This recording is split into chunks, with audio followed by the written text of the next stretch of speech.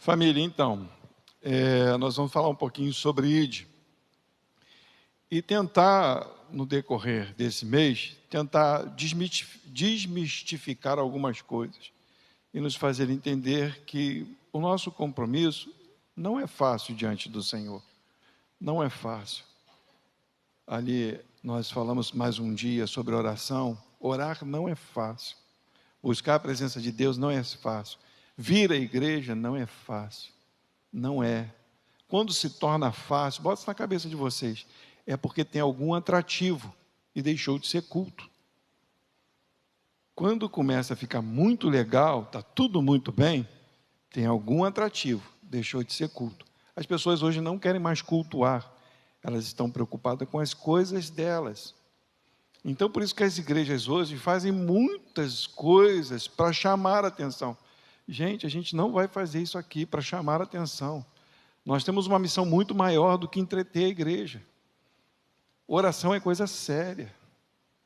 A mensagem que pregamos é algo sério. Deus não disse, façam coisas para atrair as pessoas. Ele disse, pregue o evangelho, porque o fim está chegando. E muitos estão indo para o inferno dentro da igreja. Dentro da igreja. Com um monte de coisa para fazer dentro da igreja. Com muitos atrativos dentro da igreja.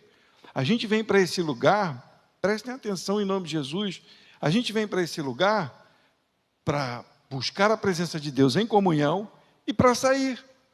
Vocês vão viver aqui dentro da igreja? Quantas horas a gente tem de culto? 2 horas de culto. 2 horas de estudo. Agora, 2 horas de oração. Faz as contas aí, 7 dias, 24 horas. Faz as contas. Quanto tempo a gente vem para a igreja? 6 horas. 6 horas. Isso é carga para você estar aqui como um santo, né? Agora eu sei tudo. Não. Vocês têm que vir para cá, buscar o máximo que podem, junto com os irmãos, para quando sair, servir ao Senhor. Porque o nosso maior serviço não é dentro da igreja. Não é ter um cargo. É servir ao Senhor lá fora. E é onde a gente menos serve ao Senhor. Eu não estou falando para falar da igreja como se vocês estivessem errados, não. Eu estou me incluindo no meio. A maior parte do tempo que a gente tem de servir ao Senhor, a gente não serve. Aí a gente vem para a igreja, adora, de servir ao Senhor. Eu vim para o culto, tomei a ceia. A gente não serve ao Senhor assim. A gente vem adorar e sai para servir. É assim que a gente serve a Deus. É assim que nós somos provados, lá fora. Aqui dentro a gente não é provado. Aqui dentro a gente não é provado. Quando a gente sai, é que vem a prova. Abraão, me dá teu filho. E é assim que a gente tem que ir, para oferecer, para ofertar. Amém? Eu me incluo, não precisa ficar com medo não, porque eu não estou aqui dizendo eu sou bonzão, eu sirvo também. Não, eu estou perdido em muitas coisas, eu preciso me ajeitar junto com os irmãos. Então toda a mensagem que a gente traz, tudo que nós fazemos aqui, quais são os objetivos? Adorar para servir. Servir lá fora, não é aqui dentro. Aqui dentro é mole. A gente pode fazer um monte de coisa, um monte de entretenimento, pode fazer um monte de coisa, pode ter o dia do cinema, pode ter o dia dos times de futebol, pode ter o dia das costureiras, pode ter o dia de tudo. Nossa, como a igreja tem atividade, caramba, né? Essa igreja. Aí quando sai, que a igreja tem que demonstrar a Jesus, pum, acabou. Uma das coisas que a gente precisa entender de missão é o que nós falamos na questão familiar, é o que nós temos dito. O Cristo é o cabeça da igreja, correto? Cristo é o cabeça do homem, o homem é o cabeça da mulher. A Bíblia diz que a mulher tem que ser submissa ao homem, assim como a igreja é submissa a Cristo. O que é a submissão? É a missão. Cristo é o nosso esposo, nosso noivo, e nós somos submissos a eles para quê? Para continuar a missão. É só para dizer eu sou de Jesus? Não, ele te chamou como noiva dele para que você saia daqui adornada, linda e maravilhosa, com a roupa que ele te deu para que você resplandeça Cristo. para dizer: é o meu marido, é o meu Senhor, o meu mestre, aquele que vem me buscar. Aí quando a gente sai para fora, a gente tira a coroa de noivo, tira as vestes e acabou. A noiva é só dali, agora eu vou rodar a baiana aqui fora. Não dá, né, gente? Não dá. A gente precisa ter essa missão junto com Cristo. Junto com Cristo. Por isso nós vamos abrir lá em Mateus capítulo 28, a partir do versículo 18. Vamos lá? Diz assim, Mateus 28, a partir do 18. Nós vamos ler do 18 ao 20. E chegando-se Jesus, falou-lhes, dizendo: é-me dado todo poder no céu e na terra. Portanto, ide, fazei discípulos de todas as nações, batizando-os em nome do Pai, e do Filho e do Espírito Santo, ensinando-os a guardar todas as coisas que eu vos tenho mandado. E eis que estou convosco todos os dias, até a consumação do mundo. Amém. Glória a Deus. Uma coisa que tem que ficar claro para a gente, que missão não é só para missionário. O missionário, aquele que está na África, aquele que está em Portugal, aquele que está no sertão do Nordeste, lá em Pernambuco, como a gente ajuda aqui o pastor Manuel Francisco, né? A gente dá a nossa ajuda a ele todo mês. Ele não é missionário sozinho. A gente às vezes tem na nossa mente, coloca no nosso coração, que o nosso papel é ajudar quem vai fazer missão. A missão dele é igual à sua, é igual à minha, não tem diferença nenhuma. Então, pastor, por que a gente ajuda a pessoa que sai do país? Porque ele precisa de condições. Muitas vezes, aqueles que vão à missão, eles vão sem salário. Alguns deles são esquecidos pelas igrejas, até as igrejas que mandaram eles. Muitos começam a receber da igreja e depois para. E tem dificuldades até de se alimentar, às vezes, muitos missionários. Então, para começar um trabalho, para se fazer um trabalho, as igrejas ajudam para que eles possam ter toda a condição de onde eles estiverem fazer o trabalho de missão, de levar o evangelho. Mas essa não é a missão diferente da minha e da sua. Ele é tão missionário quanto vocês. Ele não tem um cargo melhor ou diferente do que eu e você. A ideia hoje é que eles são missionários. Eu não, eu só ajudo o missionário. Não, a palavra de Deus, ela vai informar para nós que essa missão que ele deu para os discípulos, ele deu para nós também. Porque algumas pessoas vão falar assim, essa missão foi só para os discípulos. Porque ele estava falando diretamente com os discípulos. Ide anunciar o evangelho. Mas ele vai falar no versículo 20. Já está aí. Ensinando-os a guardar todas as coisas que eu vos tenho mandado, e eis que estou convosco todos os dias, até a consumação dos séculos. Os discípulos estão conosco, os apóstolos, até a consumação dos séculos. Então está falando para mais alguém, correto? Está falando para nós também. Essa missão, ela continua. E outra coisa que a gente deve entender é que cada um tem um jeito na sua missão. Nem todos são iguais. Cada um tem uma maneira de pregar o evangelho. Alguns mandam as pessoas já diretamente para o inferno, falando que se elas não se converterem, elas vão para o inferno automaticamente. Outros vão moldando, né? Cada um tem um jeito, uns mais suaves, outros mais duros, mas cada um tem um jeito, cada um tem um chamado. Não façam todos a mania que alguns têm, que todo mundo tem que ser igual. Não, nós não somos iguais. Deus chamou cada um de uma maneira diferente. É só olhar para a vida dos apóstolos. Olha para a vida de Pedro, olha para a vida do apóstolo Paulo, olha para a vida de Tiago, olha para a vida de Barnabé. Quando você vê Barnabé e Paulo, parece que são duas pessoas completamente com temperamentos completamente diferentes. Tem uma situação de que Paulo ficou aborrecido com Marcos, e Paulo não quer mais saber de Marcos no evangelismo, e Barnabé está ali, não, leva Marcos, né? Marcos é uma pessoa legal, e Barnabé, e eles se separam depois desta briga, o apóstolo Paulo e Barnabé. Por quê? Porque são diferentes, nós somos diferentes. A Bíblia vai falar que um é olho, outro é nariz, outro é boca, um é mão, porque é um corpo. Então, não façam um modelo que as pessoas têm que ser um missionário desta forma. Não. Todo missionário é aquele que entende no Senhor o seu chamado. E eu não preciso de pessoas do meu lado para executar a obra de Deus. Que esse é outro mito que tem nas igrejas, que fazer evangelismo tem que estar todo mundo junto. Vamos fazer um ar livre. É bom fazer o ar livre? É. Vamos fazer um evangelismo em massa? É bom? É. Muito legal. Mas e você sozinho? E eu sozinho? Quem nós somos? O nosso maior problema não é quando é em massa. O nosso maior problema é quando estamos só.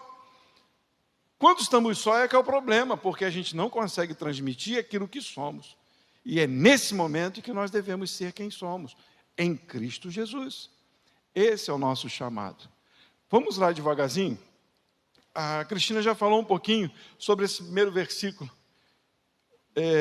No versículo 18 vai dizer assim: e chegando-se Jesus já tinha ressuscitado. Jesus morreu e ressuscitou, se apresenta aos seus discípulos, mostrando que Ele é o Senhor de todas as coisas, dizendo: é-me dado todo o poder no céu e na terra. Por que Jesus diz isso? Jesus está dizendo que Ele morreu, Ele venceu a morte, porque todos nós fomos condenados à morte. Todos nós fomos afastados de Deus. Jesus veio para vencer a morte. O Deus que estava nos céus se fez carne e venceu a morte. Ele tomou um corpo para si e venceu a morte. Quando ele vence a morte, Jesus ressuscita, ele diz: é-me dado todo o poder, eu tenho todo o direito. No meu corpo, como homem, eu, sendo Deus na terra, eu venci o pecado, eu venci a morte, coisa que nenhum de nós fizemos, nenhum de nós vencemos o pecado. Jesus venceu o pecado, então ele está dizendo: eu tenho todo o poder. Então, a nossa missão, entendam bem, é em nome dele, não é em nome da casa, não é em nome do ministério do pastor Eduardo, ministério da pastora Ana Cristina, não é no ministério do pastor Paulo Júnior, no ministério do pastor Silas Malafaia, não é no ministério de algum grupo, é no ministério de Cristo, é no poder de Cristo. Por isso oramos em nome de Jesus, para dizer que a nossa oração está embasada, está selada, está autorizada por Ele. Todo aquele que busca e que vem para Jesus entende que a autoridade é de Cristo e ela é passada por nós, mas nós transmitimos Cristo. Por isso, tudo que nós fazemos é em nome dele. Abre comigo aí e vamos ver se não é isso mesmo. Lá em Colossenses capítulo 2, nós vamos ler do versículo 9 ao versículo 15. Colossenses capítulo 2, nós vamos ler do versículo 9 ao versículo 15. Diz assim: portanto, nele quem? Jesus Cristo, habita corporalmente toda a plenitude da divindade. Por que corporalmente? Porque quando Jesus está nos céus, antes de se encarnar, ele é Deus. Sendo Deus, ele destituiu o homem da sua glória. Homem nenhum pode ver a Deus, correto? Todos pecaram e todos foram destituídos. Jesus vem como homem, e as pessoas olham, é um homem comum, fraco, mas nesse Jesus, no corpo dele, habita no seu corpo toda a plenitude da divindade. Quer dizer que ele é 100% Deus e ele é homem. 100% homem, 100% Deus. Por isso ele tem toda a autoridade. Agora ele vem como homem para quê? Para que, como homem, ele sofra as mesmas coisas que nós. Jesus teve vontade de comer, teve vontade de beber, teve frio, teve calor. Jesus passou por decepções, mas em todos esses momentos em que Jesus passou, ele não pecou. Porque, sendo homem, ele também era Deus. E se ele pecasse, aquele corpo estava corrompido. Ele não poderia morrer por nós. Estão entendendo? E aí vai dizer assim: e estais perfeito nele, que é a cabeça de todo principado e potestade, no qual também estais circuncidados, marcado com a marca, com a circuncisão não feita por mão no despojo do corpo. Não foi alguém que te marcou, que fez um sinalzinho em você. Você pode usar uma tatuagem dizendo eu amo Jesus, que isso não diz que selou você, isso não diz que você é de Jesus. Pode botar uma camisa aqui, eu sou de Jesus, que isso não diz que você é de Jesus. O selo, a circuncisão, a marca foi no interior pelo Espírito de Deus. A manifestação é de dentro para fora, não é exterior. E isso ele está falando, versículo 11 novamente, no qual também estáis circuncidados, com a circuncisão não feita por mão, no despojo, na carne, do corpo dos pecados, pela circuncisão de Cristo, sepultados com ele no batismo. O que quer dizer isso, sepultado com ele no batismo? Quer dizer que Jesus morreu, ele foi sepultado, ele foi à sepultura, ele teve que morrer para ressuscitar. Então nós também morremos com Cristo, nós fomos batizados nesse batismo de morrer para o mundo. A nossa carne vai ser lançada na terra assim como Jesus, mas ele ressuscitou. Sepultados com ele no batismo, nele também ressuscitaste pela fé. Alguém está ressuscitado, porque ninguém morreu ainda, mas quando a gente morrer, também ressuscitaremos da mesma forma que Jesus. O corpo vai ficar na sepultura e quando ele voltar, o corpo ressuscita transformado. Coisa maravilhosa. Então todo o poder está nele. Vou ler de novo. Sepultados com ele no batismo, nele também ressuscitais pela fé no poder de Deus, que o ressuscitou dentre os mortos. E quando vós estáveis, mortos nos pecados, na incircuncisão da vossa carne, vos vivificou juntamente com ele, perdoando-vos todas as ofensas, e havendo riscado a cédula que era contra nós, nas suas ordenanças, a qual de alguma maneira nos era contrária, a atirou do meio de nós, cravando-a na cruz e despojando os principados e potestades, os expôs publicamente e dele triunfou em si mesmo. Então é maravilhoso. O que Cristo fez por nós é algo tremendo. Ele se entregou na cruz como homem, então sobre o seu corpo estava todo o poder, porque ele ressuscitou dentre os mortos. Então, a nossa missão está abaixo dele, nós temos a submissão. Agora, de levar o Evangelho da mesma forma que ele nos trouxe o Evangelho das boas novas. Ok? Vamos lá. No versículo 19, ele vai falar, então, ide. Ide. Esse ide é o que eu falei no começo. Não é só para um grupo, é para todos. Em algumas traduções vai estar vão. Vão. E que termo é esse no grego? Eu vou tentar pronunciar só para vocês poderem ter uma ideia. É poreomai. Esse termo quer dizer conduzir, transportar, transferir. Dependendo do contexto do texto, também pode ser alguma coisa na questão de jornada. Então, o ide que Jesus falou quer dizer conduzir, transportar ou transferir. A pergunta é, o que transferimos, o que transportamos e o que conduzimos? Não é simplesmente ir, porque ir é só ir. É para ir para fazer o quê? É para falar do teu nome, ele é o Salvador. Eu posso conduzir a boa notícia, mas eu tenho uma boa notícia? Esse ide, então, vai muito além do que simplesmente levar as boas novas. Quer dizer que as boas novas estão no teu coração, está dentro de você. Então, vamos lá para a gente poder entender, um a um. Transportar. O que seria transportar? Ser portador do Evangelho. A pergunta é, você é portador do Evangelho? Olha, Isaías, por favor, 52, ela leu o 61. Eu vou ler o 52, 7, depois a gente lê o 61, 1. Nós temos que transportar o Evangelho. Quão formosos são sobre os montes os pés do que anunciam as boas novas, que faz ouvir a paz, do que anuncia o bem, que faz ouvir a salvação, do que diz a Sião, o teu Deus reina. Então, o que nós transportamos?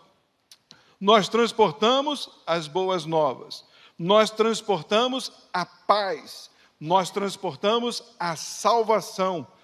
sobre a igreja está o dever de transportar as boas novas, está o dever de transportar a paz, não a sua paz, a paz que é anunciada pelas boas novas, não a paz de praia, água com coco, de rede, não é essa paz. É a paz que vem sobre nós, que vai além de todo entendimento. Quando estão os barulhos de moto ali fora e você quer cultuar a Deus, quando tem festa aqui do lado e você tenta transmitir a palavra, quando o som do amigo ali está alto para caramba e você não consegue dizer nada, e você entende que esta guerra ela vai permear no mundo, mas que você entende que a tua salvação está garantida e que você tem paz nele, e isso você tem que transmitir para o outro, porque quando o mundo estiver acabando para os outros, quando tiverem com problemas familiares, quando tiverem com problemas em seus trabalhos, quando tiverem com problemas com filhos, a paz de Cristo tem que permear o seu coração, porque você precisa transportar ela para outras pessoas, para ela ver isso em você. É isso que a gente tem transmitido, ou a gente tem transmitido não as boas novas, mas a velha rotina do nosso pecado. Conduzir, transportar, transferir é exatamente, Deus dizer, que maravilha, os pés daqueles que transportam a paz, daqueles que transportam as boas novas, daqueles que transportam a salvação. E não só isso, aquele que transporta, transfere. Não é aquela ideia de transferência de unção, não, tá bom? Porque tem alguns lugares que o pessoal transfere unção. O cara tem a unção do paletó, vou transferir a unção do paletó para você passar pelos outros, os outros caem. Não é esse tipo de transferência. Né? O cara é apóstolo, você vai ser apóstolo também, vou transferir para você. Isso não existe. Isso é caô, é a história da carochinha, é baboseira, é coisa do capeta. Isso não é de Deus. Mas a verdadeira transferência que nós temos e que nós devemos transmitir é essa. Isaías 61, versículo 1, foi o que foi lido. E todo esse texto é maravilhoso, está falando de Cristo Jesus. Isaías 61, versículo 1, diz assim: o Espírito do Senhor está sobre mim. Olha que coisa linda. Jesus, quando se fez homem, estava ali nítido sobre a vida dele, porque o Espírito de Deus estava sobre ele. Porque o Senhor me ungiu para pregar as boas novas aos mansos, enviou-me a restaurar os contritos de coração, a proclamar liberdade aos cativos e abertura de prisão aos presos. Se nós formos continuar lendo, essa é a missão de transferir, é receber o Espírito para transferir, para mostrar a outros, e aquele que ouvir a palavra de Deus e se entregar, ali será derramado sobre ele também o Espírito de Deus, não de Deus transferir, mas de Deus convertê-los. A gente pode ver isso com Cornélio, né? Ele era um homem temente a Deus, religioso, mas não conhecia o Cristo, e através de uma visão foi dito a ele para que chamasse Pedro.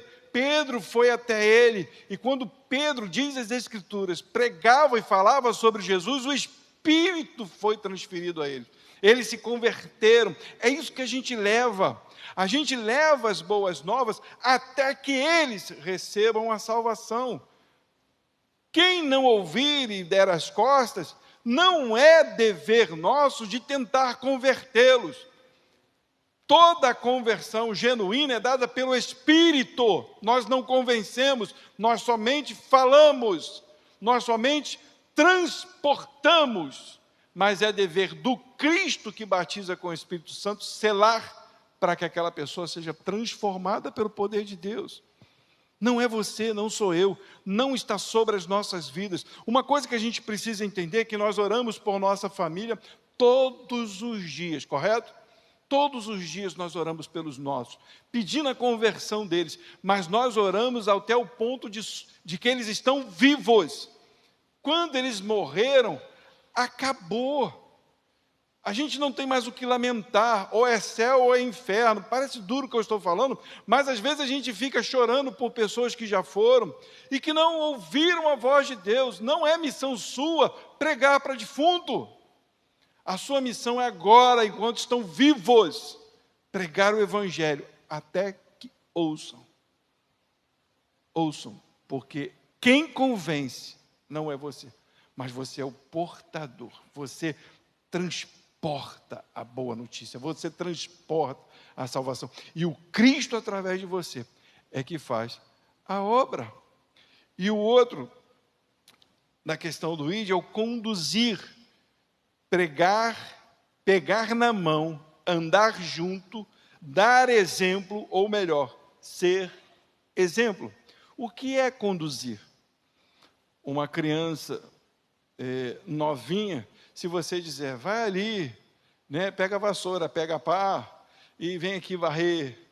Mas a criança ainda não tem habilidade com o negócio, ela vai ficar toda sem entender. O que você faz? Pega na mãozinha dela, vai mostrar a vassoura, vai mostrar a pá, vai mostrar como é que varre. O ID é conduzir as pessoas a entender o Evangelho, dando o exemplo de como é. Você foi chamado para conduzir as pessoas. Quando elas vêm, você foi chamado para conduzir essas pessoas a obedecer a Cristo. O que a gente faz é isso. A pessoa entra para a igreja, a gente já acha que está tudo bem, já está tudo legal, está resolvido, já entrou para a igreja, está legal, já está no bom caminho. Não, mas e se ela chega na igreja e vê a nossa má conduta? Vê a gente agindo de forma errada. Eu estou falando disso porque isso acontece. Nós somos crentossauros, né? Acho que a vida toda criado na igreja, a vida toda desde criança. Mas isso não faz ninguém cristão. Não faz. A gente tem que mostrar a essas pessoas que estão na igreja o que é ser cristão, o que é o Evangelho, o que é a paz de Cristo. Não é dizer para as pessoas, vem para Jesus e vai estar tudo legal. Não é dizer para as pessoas, aqui se resolve tudo. Não, é conduzir as pessoas nas tribulações, nas dificuldades. Mostrar para as pessoas que o que elas fizeram de errado, está errado. E não adianta orar para Jesus e falar assim, agora resolve meu problema que vai resolver, não. Que agora o pessoal está com essa mania. O cara faz uma dívida tremenda, e aí, Jesus, agora eu estou devendo aí o banco, estou devendo a Casa Bahia, estou devendo não sei quem, coisa e tal, ó, dá um jeito aí, ó. Aí o cara vai lá no riacho, vai lá no monte, vai não sei aonde. Quem fez a dívida? Foi Jesus? Não, foi você. A gente erra, peca, e aí vem aqui e resolve meu problema. Não, Jesus vai mostrar para você que você é o errado, que você agora tem que assumir os seus erros. Essa é a escritura que eu conheço. Assuma seus erros, conte seus pecados. E aí a gente chega para as pessoas e diz para não, aqui é tranquilo, Jesus vai resolver teu problema. Não vai, gente. O verdadeiro missionário, aquele que conhece a palavra de Deus, transfere a verdade, conduz na verdade, porque ele transporta a verdade. Ele não inventa coisas. Esse é o verdadeiro missionário do Senhor, é aquele que ama a Cristo. Abre comigo aí, e a gente já vai encerrando. 1 Coríntios, capítulo 10. 32, 33, e aí nós vamos pular para o capítulo 11, versículo 1.